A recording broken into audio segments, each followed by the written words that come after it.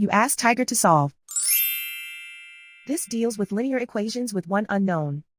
The final result is x equals 3 over 2. Let's solve it step by step.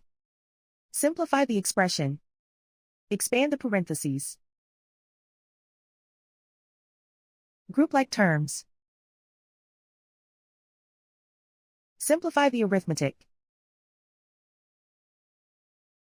Group all constants on the right side of the equation. Add 3 to both sides. Simplify the arithmetic.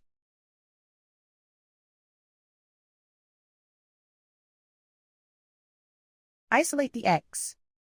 Divide both sides by 2. Simplify the fraction. And so the final result is x equals 3 over 2.